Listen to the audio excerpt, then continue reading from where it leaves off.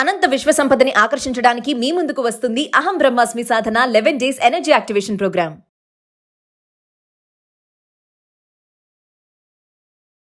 నమస్తే కళ్యాణి గారు. స్రవంతి మనకి మెయిల్ చేశారండి. అయితే ఇక్కడ ఇంకొక చిన్న విషయం చెప్తున్నానండి. ఎందుకంటే మనం ఆ అమ్మాయి వివరాలు గోప్యంగా ఉంచాలి కాబట్టి పేరు కూడా నేను మార్చాను కళ్యాణి గారు. అమ్మాయి పేరు వేరే ఉంది. సో ఎందుకు మనం తెర మీద చెప్పటం, అందరికి తెలిసేలాగా చేయటం అన్నా, ఎందుకంటే ఆడపిల్ల జీవితం కదండి. తన చిన్ననాటి కథ అది మళ్ళీ ఇప్పుడు రిపీట్ అవుతోంది. సో ఆ అమ్మాయికి అసలు ఏం చెయ్యాలి, ఎవరితో మాట్లాడాలి, ఎవరితో చెప్పుకోవాలి, చాలా వరకు ఫేస్ చేస్తున్న ఇష్యూ కళ్యాణి గారు. ఇది మీకు కొంత అవగాహన వచ్చి ఉండొచ్చు. ఎందుకు అసలు అమ్మాయి మాటల్లోనే వినేద్దాము. సో ఒకసారి కాల్ చేసేస్తానండి. హలో హలో, స్రవంతి గారండి? అవునండి. నేను జయానమ్మ, అందమైన జీవితం ప్రోగ్రామ్ నుంచి, సుమన్ టీవీ నుంచి కాల్ చేస్తున్నాను. అవునా మేడం, థ్యాంక్స్ మేడం, మీరే నాకు కాల్ చేస్తున్నారు. అవునమ్మా, అవునవును. బాగున్నావు తల్లి? అసలు బాలేదు మేడం, మాట వరుస చెప్పడానికి కూడా అసలు బాలేదు మేడం. అర్థమవుతోందమ్మా.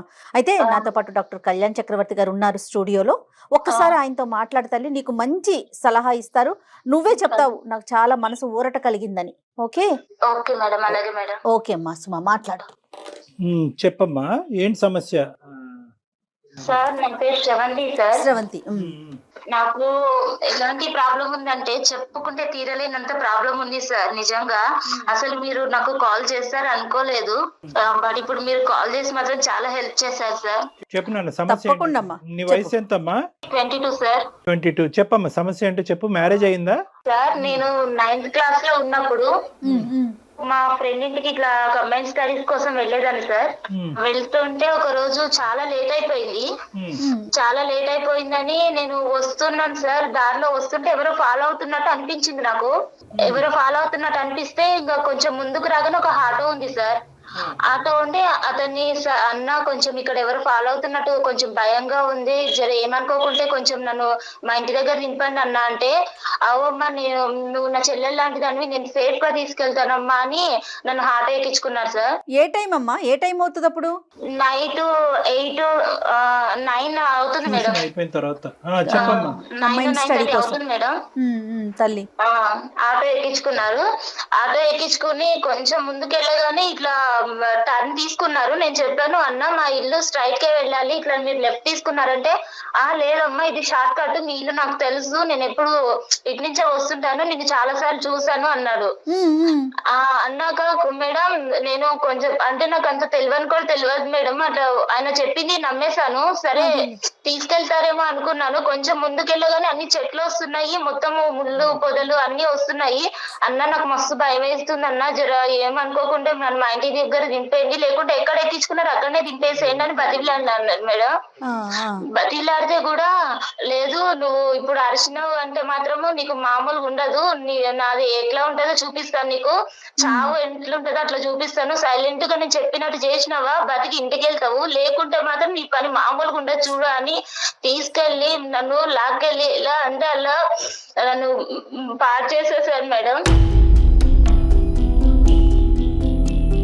చాలా అంటే చాలా ఘోరంగా మేడం. అసలు నాకైతే అన్న నీ ప్లీజ్ అన్న మీ కాలు పట్టుకుంటా అట్లా చేయకండి అన్న, నాకు అసలు నీకు ఎట్లా అనిపిస్తుంది, మీ చెల్లెల్లాగా అనిపించట్లేదు అంటే, ఎవరివే నువ్వు నా చెల్లెలే ఎందుకైతేవే, నువ్వేనా నా అమ్మగా పుట్టినవా అని అడిగిండు.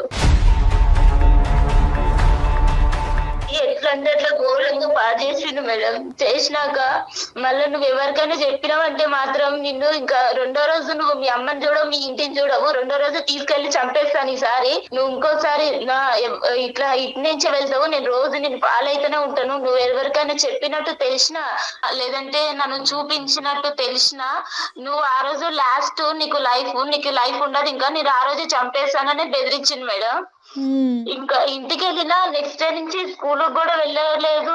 ఒక 4 days 5 days అన్నం తినలేదు మేడం. మా మమ్మీ ఏమో మస్తు భయపడుతుంది, ఏమైందమ్మా ఇట్లా ఎందుకు అయిపోతున్నావు, ఎవరైనా ఏమన్నా అన్నారా, ఏమన్నా లొల్లయిందా స్కూల్లో, ఏమన్నా చెప్పమ్మా నాకు అంటే ఆ, 4 days తర్వాత నేను చెప్పాను మేడం, మమ్మీ నాకు ఇట్లా చేసిన మమ్మీ, ఇట్లా నాకు మస్తు భయం అవుతుంది, నాకైతే ఏడుపు వస్తుంది, ఏం చేయాలో అర్థం కావట్లే, నీకు చెప్దామంటే నువ్వు కొడతావేమని భయం అయింది మేడం. అంటే నేనెందుకు కొడతారా, నేను నీ తల్లిని కదా అని మా మమ్మీ మస్తు ధైర్యం చెప్పింది మేడం. వాడిని చూపించి అన్నది కానీ నాకు ఆ తర్వాత నుంచి వాడు కనిపించలేదు మేడం. తర్వాత నుంచి కనిపించలేదు. మా మమ్మీ ఆ ఇయర్ మొత్తము ఇంకా నాకు అలానే బ్రతకగా, ఇక సరిగా తినకుండా. స్కూల్ కాటికి అమ్మాయి తీసుకెళ్లేదా తల్లి నిన్ను? మొత్తం మా మమ్మీ మేడం ఆ రోజు నుంచి నెక్స్ట్ డే నుంచి మా మమ్మీ జాగ్రత్తగా చిన్న పిల్లని పట్టుకుని వెళ్ళి స్కూల్ కి దగ్గర దింపి స్కూల్ నుంచి తీసుకొచ్చేది మేడం.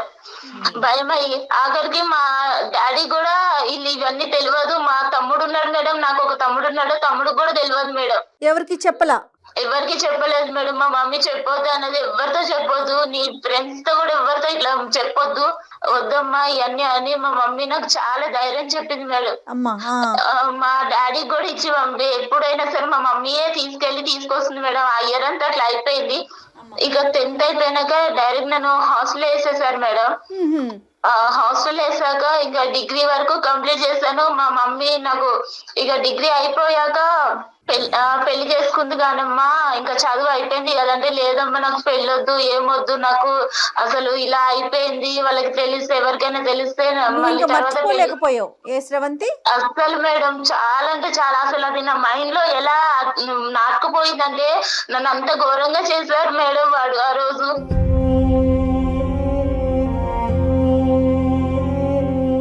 అంత అసలు చెప్పుకోవడానికి కూడా నాకు నోరు కూడా మాటలు కూడా రావట్లేదు, అంత ఘోరంగా అయిపోయింది, వదిలేసే.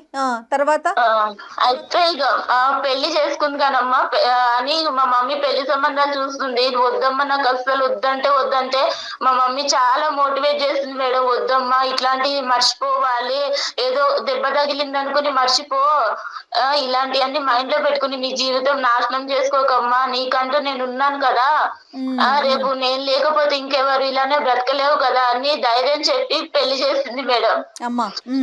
వీడి ఇక్కడ మధ్యలో ఎక్కడ కూడా నీకు కలవలేదు కదమ్మా? కలవటం గానీ ఫోన్లు చేయటం గానీ ఏమీ చేయలేదు?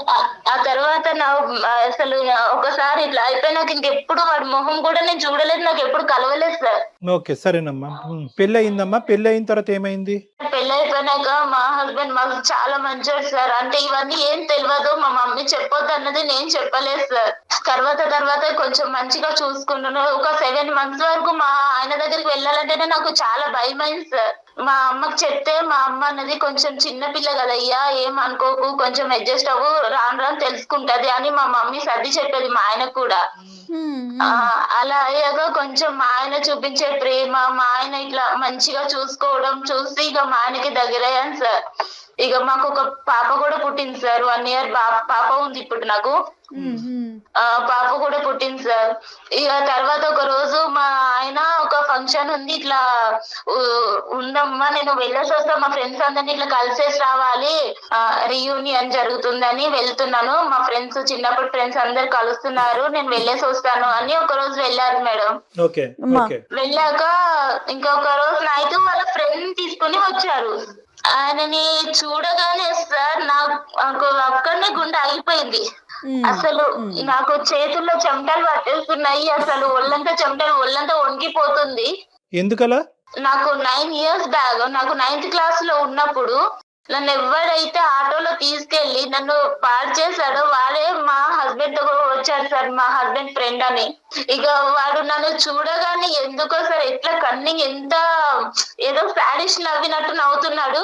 మళ్ళీ మా ఆయన దగ్గరకు వచ్చి, మీ భార్యనా, నాకు చెల్లెలవుతుంది కదా, నువ్వు చెప్పనే లేదు, ఇప్పటిదాకా చూపించనే లేదు అని చాలా సొంత మనిషిలాగా మాట్లాడుతున్నాడు. నన్ను చూస్తూనేమో ఇంత కన్నింగ్ గా చూస్తున్నాడు. నీకు అర్థమైంది? అర్థమైపోయింది. నాకు అప్పటికే భయం అవుతుంది, కాళ్ళు చేతులు అంతా వణికిపోతున్నాయి. మా ఆయన అడిగాడు, ఏంటి శ్రవంతి ఇట్లా జ్వరం వచ్చిందా ఏంటి, అట్లా అయిపోయావు, ఇందాకల్లాగా బానే ఉన్నావు కదా, ఇప్పుడు ఏమైంది అంటే, చెల్లెలకి ఏమన్నా నీరసంగా ఉందేమోరా, తిన్నదో లేదో అడుగు ఒకసారి, నువ్వు లేవని, నువ్వు ఇటు వచ్చావు కదా, నువ్వు లేవని తినలేదేమో అని ఎంత చాలా నైస్ గా మాట్లాడుతున్నారు మా ఆయనతో. ప్రేమ కురిపించాడు. ఆ ఆ తర్వాత నుంచి మేడం నెక్స్ట్ డే నుంచి రోజు రావడం స్టార్ట్ చేశాడు ఇంటికి. రోజు రావడం స్టార్ట్ చేశాడు. ఇక మా ఆయనకేమో ఇట్లా లెటర్స్ రాస్తున్నాడు, ఆకాశరామన్న లెటర్స్ లాగా రాస్తున్నాడు. నీ భార్య గురించి నీకు తెలుసా, నువ్వు ముందే కనుక్కున్నావా, నీ భార్య ఎవరితో ఎఫ్ఐఆర్ ఏం లేదా, నీ భార్యకి ఏమన్నా ఇంతకు ముందు ఏమన్నా ఉందా అన్ని కనుక్కుని చేసుకున్నావా అన్నట్టు ఇట్లా లెటర్స్ రాయడం స్టార్ట్ చేశాడు మేడం. మెసేజ్లు కానీ లెటర్స్ కానీ రాయటం మొదలు పెట్టాడు. కానీ మీ హస్బెండ్ వచ్చి నిన్ను ప్రశ్నించాడమ్మా ఏంటి ఇదంతాని అడిగాడా? ఒక్కసారి అడిగాడు సార్, ఇట్లా ఏమై ఇట్లా లెటర్స్ వస్తున్నాయంటే నాకు తెలియదండి, ఇట్లా ఇవన్నీ నాకెలా తెలుస్తుంది, నేను చిన్నప్పటి నుంచి మా అమ్మ దగ్గరనే పెరిగాను, తర్వాత హాస్టల్కి వెళ్ళిపోయాను, నాకు ఇలా ఎవరు కూడా తెలియదు, అలా మీరు ఎలా అనుకుంటారు ఎవరో రాసిన ఉత్తరాలు బట్టి అని అడిగాను. అడిగితే సరేలే అంటున్నారు కానీ రోజుకు ఒక లెటర్ వస్తుంది సార్. కాదమ్మా శ్రవంతి, నువ్వు ఇప్పుడు మనకు ఏంటంటే మనకి ఇక్కడ చిన్న అదృష్టమా ఏంటి అనేది తెలియదు, కానీ మీ భర్త మంచివాడు అనేటటువంటి ఒక మాట నువ్వు నాకు చెప్పావు కాబట్టి నేను చాలా హ్యాపీగా ఫీల్ అయ్యాను. నీ భర్తకి నువ్వేంటో తెలుసు, నీకు నువ్వు భర్త ఏంటో తెలిసినప్పుడు ఇప్పటికైనా కూడా గుట్టిప్పి ఇది జరుగుతుందని చెప్పుంటే సరిపోద్ది కదా, ఎందుకు భయపడ్డావు? సార్ ఇప్పుడు నేను ఇప్పుడు చెప్తే ఎలా సార్, పెళ్ళి అవ్వక ముందో పెళ్లి తర్వాత ఫస్ట్ చెప్పుంటే ఆయన నన్ను అర్థం చేసుకునేవారేమో. ఇప్పుడు వీడు కళ్ళ ముందుకు వచ్చాక ఇప్పుడు చెప్తే మోసం చేస్తాను అన్నదా సార్? అమ్మ ఇక్కడ ఏంటంటే వాడికి ఇప్పుడు ఎవడైతే ఈడు ఉన్నాడో ఈ దొంగనా డాష్ గాడు, వీడు బాగా స్టడీ చేశాడు చిన్నప్పటి నుంచి, మీ హస్బెండ్ని స్టడీ చేశాడు. ఎందుకంటే చిన్ననాటి స్నేహితుడు, ఇతను చాలా మంచోడు, ఇతను నోట్లో నాలుగు లేదు అనేది అక్కడ స్టడీ చేశాడు. ఇక్కడ ఏమొచ్చి నువ్వు బాధితురాలు పొజిషన్లో ఉన్నావు కాబట్టి అప్పుడు గుట్టు ఇప్పందని ఇప్పుడు ఎందుకు గుట్టు ఇప్పుతావు అనేటటువంటి ఉద్దేశం ఏంటంటే రెండు వైపుల నుంచి వాడికి అడ్వాంటేజ్ అయిపోయింది. అడ్వాంటేజ్ అవటం వల్ల ఏమవుతుందంటే సెకండ్ అటెంప్ట్ లోకి వచ్చాడు. ఇప్పుడు ఫస్ట్ అటెంప్ట్ లో మానభంగం చేశాడు, సెకండ్ అటెంప్ట్ లో ఇంకో అటెంప్ట్ అంటే నీ దరిదాపుల్లోకి వచ్చేస్తున్నాడు అనమాట, మళ్ళీ ఎంట్రీ ఇస్తున్నాడు వాడు. ఇస్తున్నారు సార్. ఆయన నాకు కాల్ చేశాడు, వాడు నా నెంబర్ మా హస్బెండ్ నుంచి తీసుకున్నారో ఎట్లా తీసుకున్నాడో నాకు కాల్ చేశాడు. చేసి ఏంటి బాగున్నావా, అన్ని మర్చిపోయావా, కొత్తగా మళ్ళీ నీకు కొత్త ఎక్స్పీరియన్స్ అవుతుందా అని ఎలా అంటే అలా చండాలంగా మాట్లాడుతున్నాడు. నాతో ఎక్స్పీరియన్స్ బాగుందా మీ ఆయనతో బాగుందా అన్నట్టు మాట్లాడుతున్నాడు. నేను చెప్పాను, మా ఆయనకు చెప్తాను నువ్వు ఇలాంటి పనులు చేసావంటే అంటే ఒకసారి చెప్పి చూస్తా నేను కూడా అని బెదిరిస్తున్నాడు. అంటే వాళ్ళ ఆయనకు చెప్తానన్నా కూడా భయపడట్లా వాడు? అస్సలు లేదు మేడం, నువ్వు చెప్పి చూడు ఒకసారి, నీ లైఫ్ ఎట్ వెళ్తుందో మీ ఆయన లైఫ్ ఎట్ వెళ్తుందో నువ్వే చూద్దు గానీ నీ కళ్ళతో. అతనికి పెళ్ళైనట్టు ఏమైనా తెలిసిందమ్మా ఈ ఆటో అతనికి? లేదు మేడం, నాకు అంటే నేను ఆ తర్వాత వాడు అట్లా చేసావు, నేను ఇంతవరకు కలవలేదు. కాదు, మీ ఆయన ద్వారా ఇప్పుడు ఈ 10 రోజుల్లో? లేదు మేడం, వాడి ప్రస్తావన ఎత్తాలంటేనే నాకు భయంగా ఉంది మేడం. మా ఆయన దగ్గర నువ్వు చెప్పాల్సింది కదా, ఎందుకు వేరే వాళ్ళని ఇంటికి తీసుకొస్తున్నావు, పద్దాక తీసుకురా మాకు నాకు ఇబ్బందిగా ఉంది అట్లా ఏదన్నా చెప్పకపోయావు? అంటే చెప్పాను మేడం, అంటే మా ఇంటికి ఇంతకు ముందు కూడా మా ఆయన ఫ్రెండ్స్ చాలా మంది వచ్చేవాళ్ళు. వాళ్ళ దగ్గర ఎప్పుడు ఎవరి దగ్గర ఏం చెప్పండి కానీ ఈయన దగ్గర చెప్తే ఏమనుకుంటారని అదొక భయం అయింది మేడం. అయినా ఈయన మా ఆయన ఉన్నప్పుడు నా దగ్గర నాతో చాలా మంచిగా ఒక సొంత చెల్లెలతో మాట్లాడినట్టు మాట్లాడుతున్నాడు. తిన్నావా చెల్లెమ్మా, తినలే, ఏం చేస్తున్నావమ్మా, పాప ఎలా ఉందమ్మా అని మాట్లాడుతున్నాడు. దుర్మార్గుడు. అలా ఉన్న అతని మీద నేను కంప్లైంట్ ఇద్దామన్నా కూడా నాకు ధైర్యం సరిపోవట్లేదు మేడం. నేను ఆ రోజు బలైపోయిన దానికి ఇప్పుడు ఎంత నరకం చూస్తున్నానంటే మేడం, వాడంత నరకం పెడుతున్నాడు నన్ను. అయితే నాకైతే నిజంగా చచ్చిపోతుంది మేడం. ఎందుకమ్మా దీనికి చాలా సింపుల్ సొల్యూషన్ లేదు తల్లి, ఇందులో చాలా సింపుల్ సొల్యూషన్ ఉంది. నీతో పాటు పెద్ద సైన్యం మేము ఉన్నాం, వాడిని తాట తీస్తాం, వాడిని ఊరికే వదులుతావా వాడిని? నువ్వు ఎందుకు అంత భయపడుతున్నావు? నీ భర్త మంచివాడు, అది ప్రధానమైనటువంటి అంశం. నువ్వు నీ భర్తకి చెప్పొచ్చు. మీ అమ్మ అంటే కనుక ఇద్దరు ఆడవాళ్లే కాబట్టి తమ్ముడికి చెప్పొద్దు, నాన్నకి చెప్పొద్దు అని చెప్పి 10 సంవత్సరాల పాటు కవర్ చేసింది. కానీ లోకం మారింది, పరిస్థితులు మారింది, వ్యవస్థ మారిందమ్మా. ఇక నీకు నీ కొండంత అండగా పెద్ద పోలీస్ వ్యవస్థ ఉంది, అందరూ ఉన్నాం. ఎందుకు నువ్వు భయపడతావు? అస్సలు భయపడక. ఫస్ట్ ఆఫ్ ఆల్ వాడు ఎక్కడున్నాడో చెప్పు, నేనే వెళ్ళి కాళ్ళు చేతులు ఎరగొట్టి వస్తా. వాడు ఇక్కడే ఉన్నాడు సార్, మీకు కావాలంటే నేను కాన్ఫిడెన్స్ లో పెడతా, ఒకసారి మీరు వినండి సార్ వాడి మాటలు. మేము ఉన్నామని చెప్పొద్దమ్మా, మేము ఉన్నామని చెప్పొద్దు. వాడు ఫోన్ కట్ చేసి పారిపోతాడు. ఈ లోపల మనం వాడు ఎక్కడున్నాడు ఏంటి అనేది ట్రాక్ చేయడానికి ఉపయోగపడుతుంది.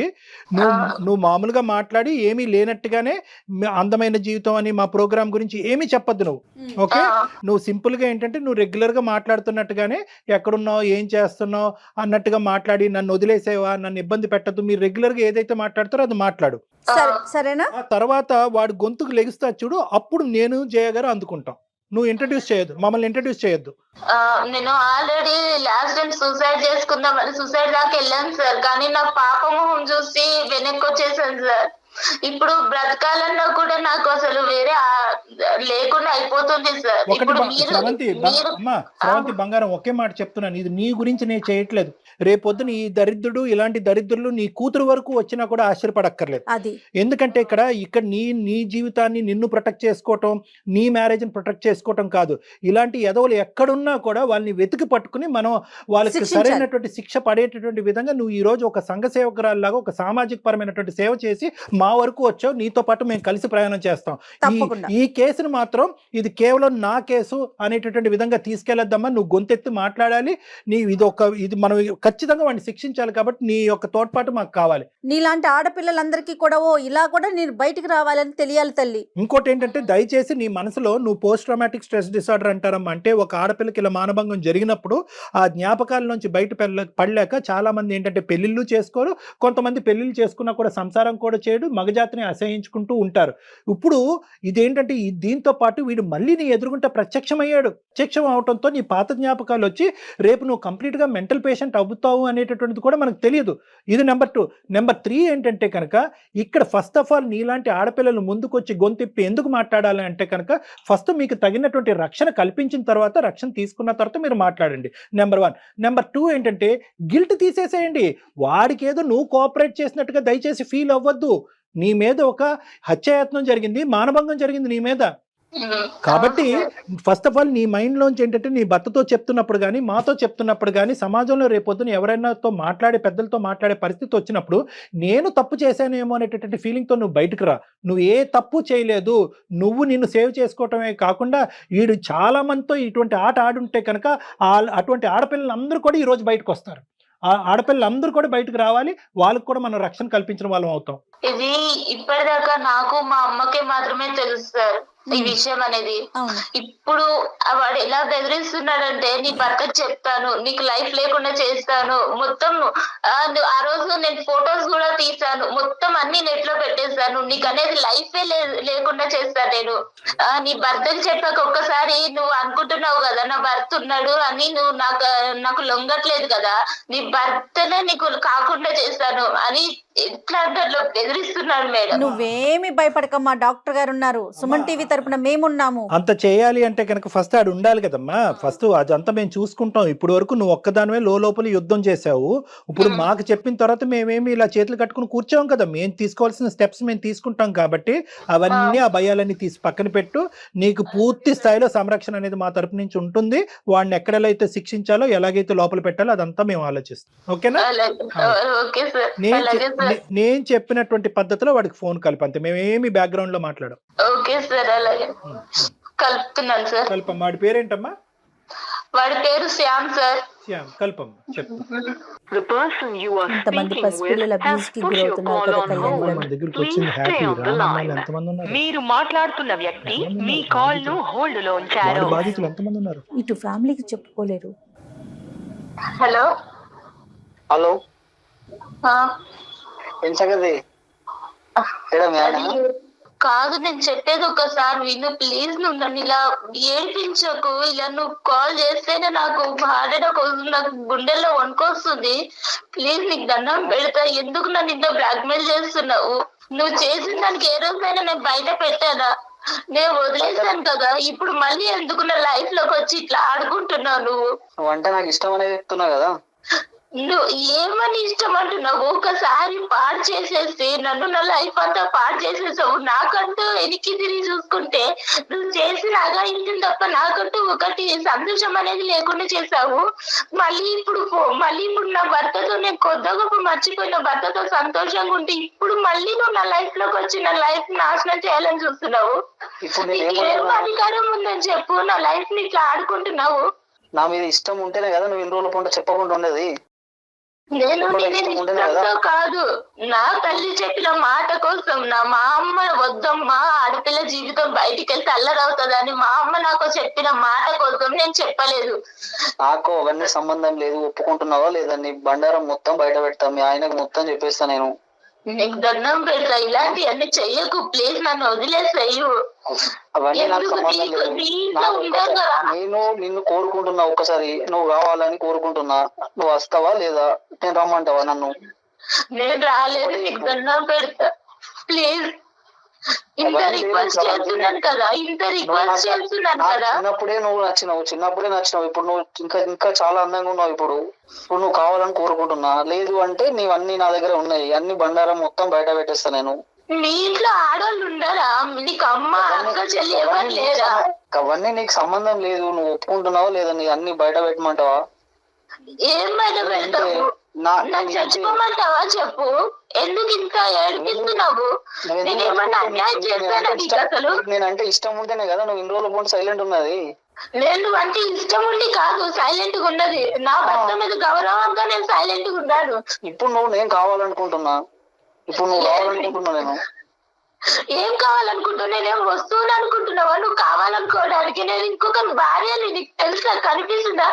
ఇంటికి వచ్చినప్పుడల్లా చెల్లెమ్మ చెల్లెమ్మ అని పిలిచి నా భర్త ముందు నీకు అలా ఎలా మాట్లాడాలనిపిస్తుంది? నేను ఇలానే ఉంటా. నాకు కావాలనుకుంటున్నా. నువ్వు ఇప్పుడు అందంగా ఉన్నావు కాబట్టి నువ్వు కావాలనుకుంటున్నా. అప్పుడు నీ చెల్లి అందంగా ఉంటే ఎవరి దగ్గరికైనా పంపిస్తావా? నేను నాది ఇంతే. నేను ఇంతే. నా వరుసనే ఇంత. నీకు ఇష్టం వచ్చినట్టుంటే సరిపోతుందా? వేరే వాళ్ళు ఇష్టాలు అర్థం చేసుకోవా? వేరే వాళ్ళ బ్రతుకులు నాశనం అయిపోతే అని ఆలోచించుకోవా? నువ్వు ఒప్పుకుంటున్నావా లేదా? ఒకటి చెప్పు ప్లీజ్. నీకు దండం పెడతా, నన్ను వదిలేస్తే ఏం ఒప్పుకోవాలి? నాకు భర్త ఉన్నాడు, పాపం ఉంది. ఇప్పుడు నా దగ్గరికి వచ్చేసి నీ ఇష్టం, నీ లైఫ్ నీ ఇష్టం. ఏం ఇష్టము? నా బ్రతుకే నాశనం చేసేసరికి ఇంకా ఏమి ఇష్టం ఉంటది? ఇంకా నాశనం అయిపోతుంది, ఇంకా గలీజ్ అయిపోతుంది. మరి ఇవన్నీ మీ ఆయన ఇంకా ఘోరం అయిపోతుంది. మరి హలో బాబు. హలో బాబు. హలో ఎవరు సార్? నేనా? నువ్వెవరు చెప్పు, నీ పేరేంటి? సార్ నా పేరు శ్యామ్ సార్. Right okay. నా పేరు డాక్టర్ కళ్యాణ్ చక్రవర్తి. నేను సుమన్ టీవీ అందమైన జీవితం నుంచి మాట్లాడుతున్నాను. మీకేం సంబంధం సార్? అమ్మాయి అదే సంబంధం ఏంటి అన్నది నేను చెప్తాను. ఇప్పుడు వరకు ఆ అమ్మాయి గొంతిప్పలేదు, ఇప్పుడు గొంతిప్పి మాట్లాడింది. ఆ అమ్మాయి తరపున మేము ఉన్నాము. అసలు ఎవడ్రా నువ్వు? ఎవడు నువ్వు? ఎవడ్రా నువ్వు? అసలు మీకేం సంబంధం? ఏ సంబంధం ఉందో లేదో తర్వాత తేల్చుకుందాము. నువ్వు ఎక్కడున్నావు చెప్పు ఫస్ట్. అసలు నువ్వు ఎవడు? అసలు ఏం చేసావు ఈ అమ్మాయితో చిన్నప్పుడు? అవసరం లేదు కదా సార్. పర్సనల్ బొక్క ఏంద్రా మాట్లాడేది నువ్వు? నీకెందుకు సార్? తన పర్సనల్. నీకేంటి ఏం మాట్లాడుతున్నావు నువ్వు? నువ్వేం చేసావు ఈ అమ్మాయితో చిన్నప్పుడు? ఇప్పుడు ఏం చేస్తున్నావు? ఎంతమంది ఆడవాళ్ళు నీ లిస్ట్ లో ఉన్నారు? ఎంతమంది ఆడవాళ్ళతో జీవితాలతో నువ్వు ఆడుకుంటున్నావు? ఎంతమంది ఆడవాళ్ళని మానభంగం చేసావు? ఎంతమంది ఆడవాళ్ళని బ్లాక్ మెయిల్ చేస్తున్నావు? నా ఇష్టం సార్. ఊసలు లెక్క పెట్టలేదు నువ్వు ఇప్పుడు వచ్చి. హలో మక్కులు ఎరదంటారు. ఎవరంటున్నావు? ఎవరంటారు సార్?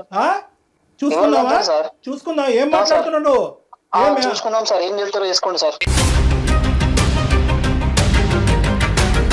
ఏం చేస్తారో చేసుకోవాలట కళ్యాణ్. ఏం చేస్తారో చేసుకోండి. నువ్వు ఎంతమంది ఉన్నారు? నువ్వు ఎంతమందితో ఇలా ఆడుకున్నావు అన్నది ఒక్కసారి నాకు చెప్పు. ఈ అమ్మాయి ఒక్కతేనే ఎంతమంది ఉన్నారు? మొత్తం అందరినీ, ఆడపిల్లలందరూ ఎవరినైతే నువ్వు ఆడుకున్నావు అందరినీ బయటకు తీసుకొస్తా. అమ్మాయి నా పర్సనల్ సార్. మీరెవరు సార్ మధ్యలో? మీకేం సంబంధం సార్? ఏంటి పర్సనల్? నా పర్సనల్ అమ్మాయి. అసలు పర్సనల్. నువ్వు ఎక్కడున్నావు చెప్పు. అసలు ఎక్కడున్నావు? ఏ ఊర్లో ఉన్నావు నువ్వు? నీ వాయిస్ అంతా రికార్డ్ అవుతుంది. నువ్వు ఎక్కడున్నావు మొత్తం అంతా ట్రాక్ చేస్తున్నావు. నీ లొకేషన్ తెలుసు. కానీ సార్ భయపడేది లేదు. సమస్యలే భయపడే సమస్య. అదే నీ సంగతి ఏంటో మేము తేలుస్తాము. నీతో ఒక్క నిమిషం కూడా ఇంకెక్కువ మాట్లాడవలసినటువంటి అవసరం లేదు. ఏమయ్యా, నీకు ఒక తల్లి, ఒక అక్క, ఒక చెల్లి ఉందా? నువ్వు మనిషివా? మొత్తం బయట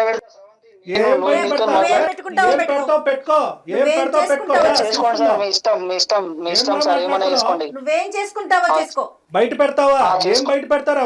కాళ్ళు చేతులు ఉండాలి కదా నీకు, మెడ మీద తలకే ఉండాలి కదా నువ్వు బయట పెట్టాలంటే. చూసుకుందాం. చేసుకోండి సార్. మీ ఇష్టం ఉన్నాడు చేసుకోండి. ఏం చేసుకుంటారు చేసుకోండి. అది ఇప్పుడు దారిలోకి వచ్చి నీ పని చెప్తా ఉండు. అసలు నువ్వు ఫోన్ చేసుకోండి సార్. నీతో అసలు ఒక్క నిమిషం కూడా మాట్లాడటానికి లేదు. లొకేషన్ కూడా ట్రాక్ చేసాము.